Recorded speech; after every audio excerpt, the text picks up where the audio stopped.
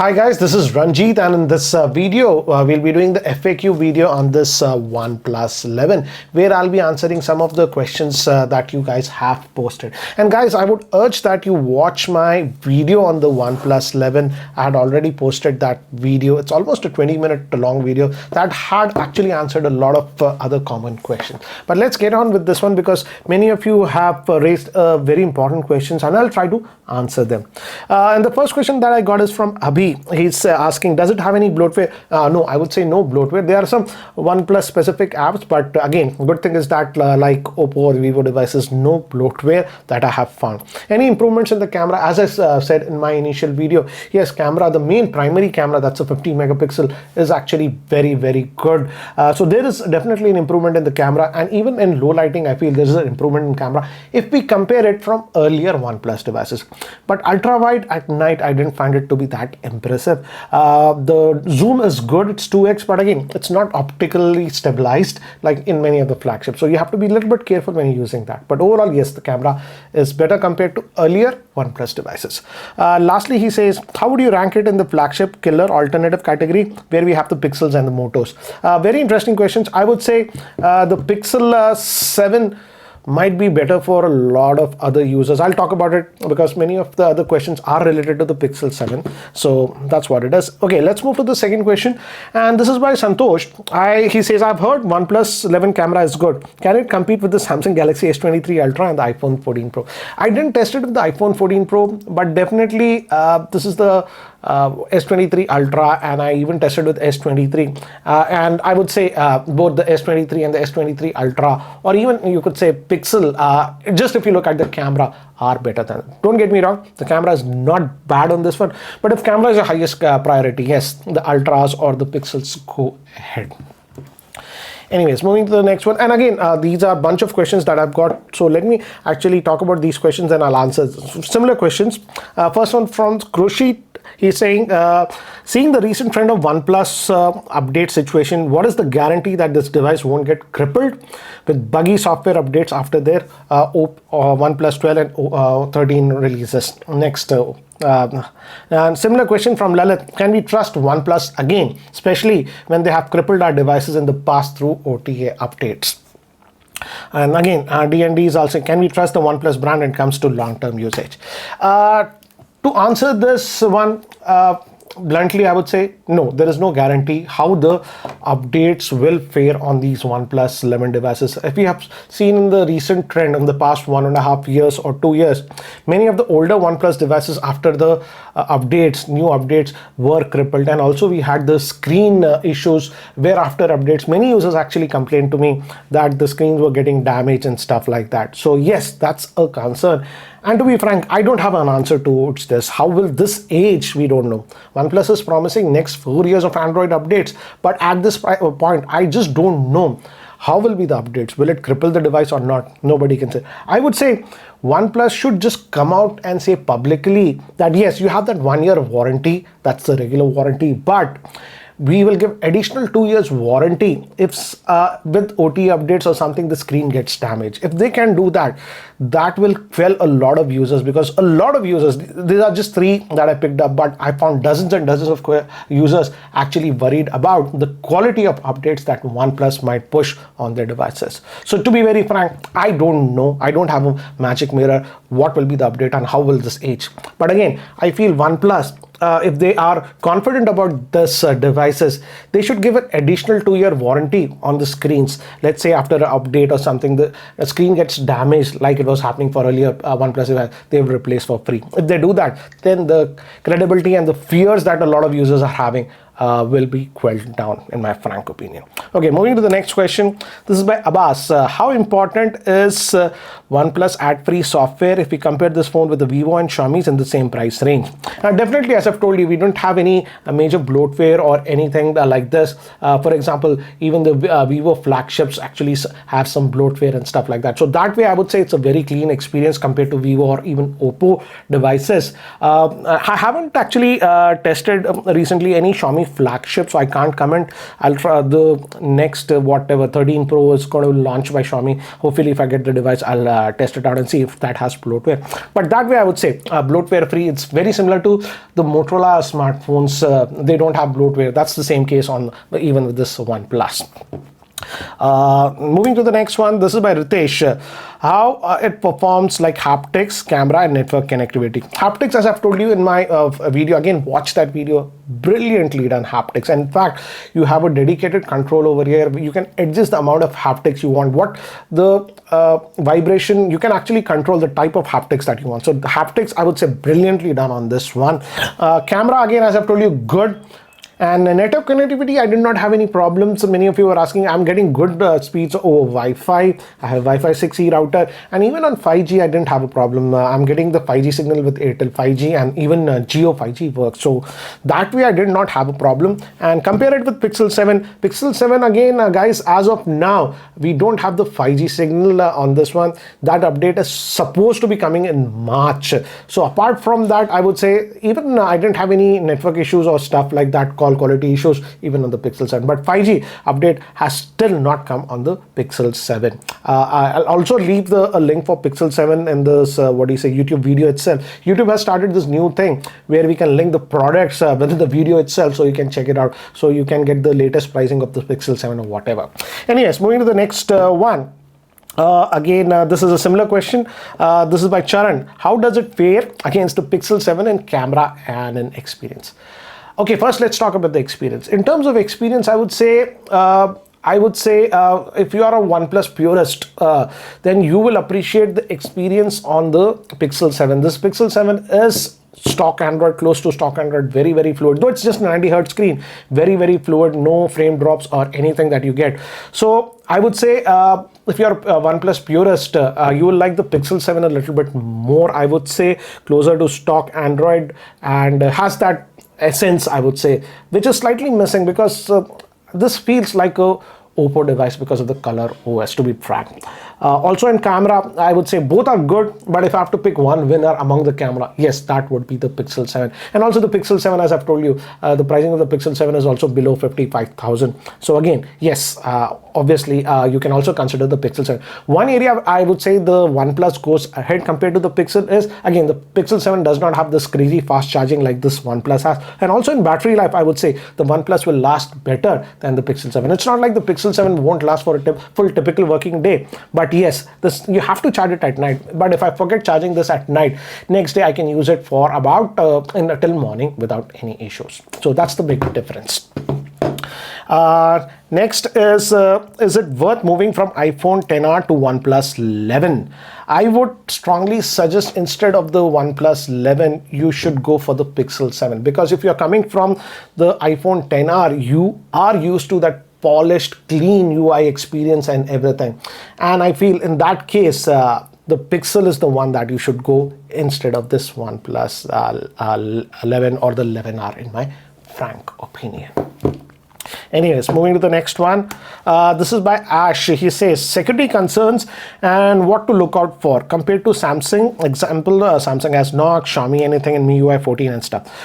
If you are looking for, extra security, for example, in a corporate network, your phone needs to be secure. For example, Samsung has their Knox on their higher end smartphones. Sadly, this OnePlus 11 does not have anything like that. If you are concerned about that, then you can consider the Samsung flagship, even the Pixel 7 series or stuff.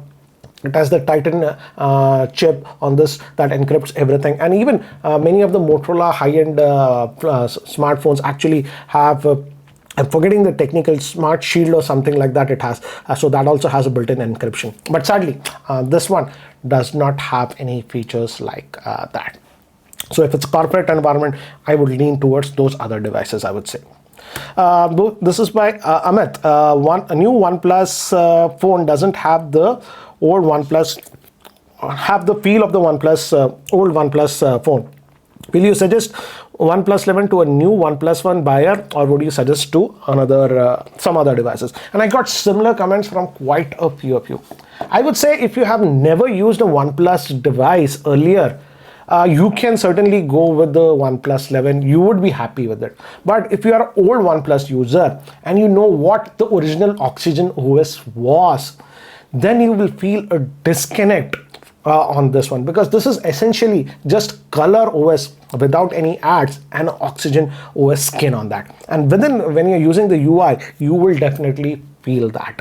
So if you're a hardcore OnePlus user and you're used to that Oxygen OS finesse and that you feel, then this will look a little bit different, I would say, to be frank. But if you have never used a OnePlus device, then you will be fine for it. I would say this feels like a very, very polished Oppo smartphone in my frank opinion. In fact, I would say this might be one of the best Oppo smartphones, because in this one you don't get any ads or anything, and the pricing is also relatively good. In fact, if Oppo releases a similar phone like this, maybe they'll change the back color to back or whatever they'll do, and they'll increase the price to 65,000. So that way, if you're okay with the Oppo smartphone, this is a great deal, I would say, for that price point. Because Oppo, if they release a similar phone like this, they'll have some extra bloatware, they'll change the back to that shiny back and stuff like that, increase the price. So that's my frank opinion. Moving to the next one, this is by Rajendra. Is the OnePlus 11 or the Samsung S23, which one is more value for money compared in all segments? I would say if you're just talking about value for money, then definitely I would say the OnePlus 11 is more value for money, because this you can get for 55,000, whereas what is that S23, the base variant, is for 80,000. They're giving 8,000 rupees off, so that also it's about 72,000. So there is a good price difference between this one and that one. I would say in camera, definitely the S23 goes ahead, and also it's a little bit more fluid, and the RAM management has been done very well on the S23, just like the Pixel 7. But considering the price point, if you're just taking price point into the point, 55,000 versus 72,000, this is definitely not a bad phone. It's actually a very good deal. Even if you watch my unboxing video where I share my impressions, raw impressions, I said that for this price, this is actually a pretty good deal. The only thing is that I noticed that the processor on this is not that fast compared to other Snapdragon 8 Gen 2 devices. Maybe they underclocked it. I'll address that in the next part of the question. There are a few questions. Okay, this is by Mr. Kumar. He says, what will be the impact on data transfers as OnePlus 11 is using USB 2? Yes, the USB port is just USB type, USB 2 port, not the USB 3 or 3.1 that we get in other flagships.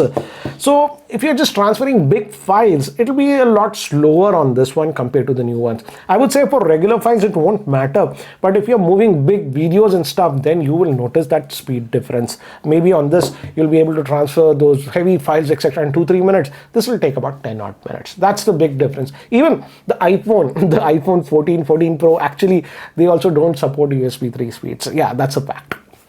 Anyways, moving to the next one. This is by Bhuvan.